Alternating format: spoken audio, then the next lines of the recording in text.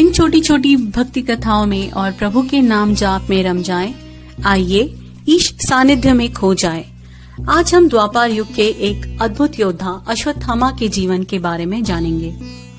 अश्वत्थामा द्रोण और कृपि के पुत्र हैं। मैंने है इसलिए कहा क्योंकि अश्वत्थामा 8 चिरंजीवियों में से एक है। आइए जानते हैं कि कौन है ये अश्वत्थामा, इनकी महाभारत के युद्ध में क्या भूमिका रही थी और आखिर किसने उन्हें घायल करके आजन्म अमर रहने का श्राप दिया। जानने के लिए इस एपिसोड के अंत तक बने रहिए और हमें ऐसे ही उत्साहित करने के लिए ईश सानिध्य को सब्सक्राइब जरूर कीजिए। अश्वत्थामा का जन्म एक जंगल की गुफा में हुआ।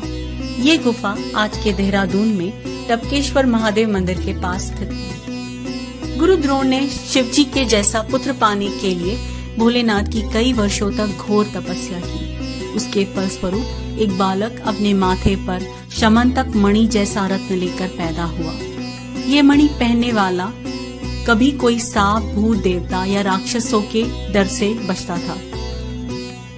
उनका नाम अश्वत्थामा इसलिए रखा गया क्योंकि पैदा होते ही इस शिशु ने एक अश्व यानी कि घोड़े की तरह खिंखारी लगाई, जिसकी तीनों लोक में आवाज गूंज उठी।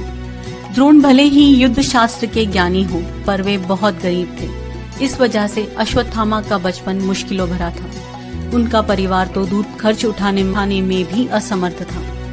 एक किस्सा ये भी हुआ कि गुरु द्रोण अश्वत्थामा को पानी में चावल के आटे का घोल बना के पिलाते और वो नन्हा बालक अन्य ऋषि कुमारों के सामने ये कहकर नाचता कि उसने गौ का ताजा दूध पिया है। ये देखकर द्रोण खुद को बहुत कोसते।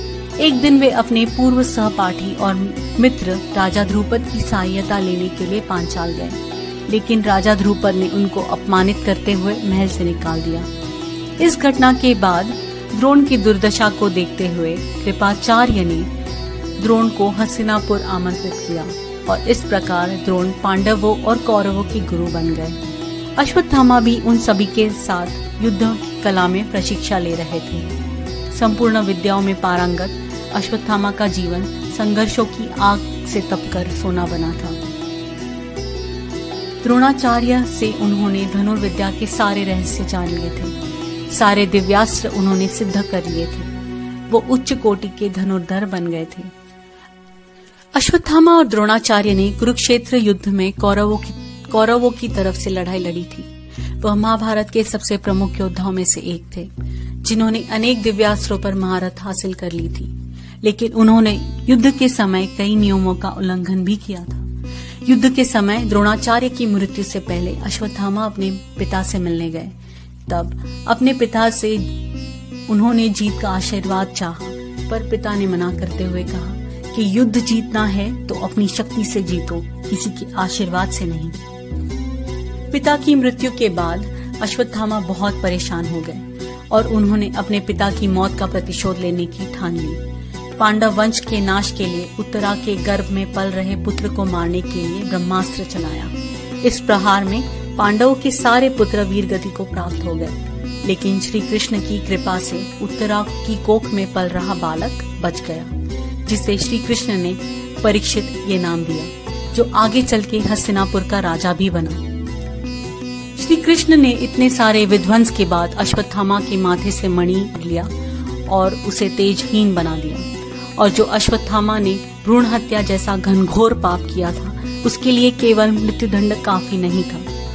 कृष्ण ने अश्वत्थामा को कलयुग के अंत तक कोढ़ से ग्रसित, दिशाहीन और दुख दर्द में भटकने का श्राप दिया। इसलिए आज भी अश्वत्थामा मृत्यु की आस में श्रापित जीवन जी रहे हैं। द्वापर युग में श्री कृष्ण ने ये श्राप देकर हमें ये दिशा निर्देश दिया है कि पेट में बालक को मार देना ये एक अक्षम्य अपराध है।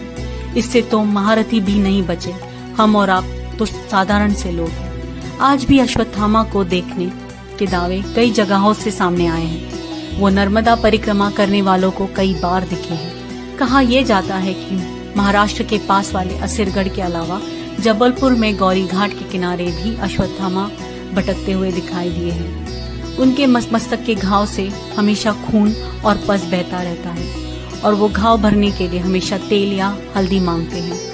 हर रोज अश्वत्थामा ब्रह्म मुहूर्त में असरगढ़ के महादेव के मंदिर की पूजा करके चले जाते हैं। माना यह भी जाता है कि जो व्यक्ति उनके दर्शन कर ले या आंख उठाकर उनको देख ले, उसका मानसिक संतुलन ठीक नहीं रहता। क्या आपने अश्वत्थामा के बारे में कुछ देखा या सुना हो?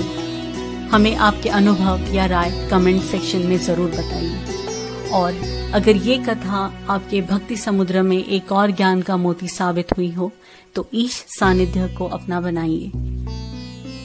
इस वीडियो को शेयर, लाइक और सब्सक्राइब कीजिए और बेल आइकन दबाना ना भूलें। यही हम आपका आशीर्वाद समझ के इस सनातन कार्य को आगे बढ़ाएंगे।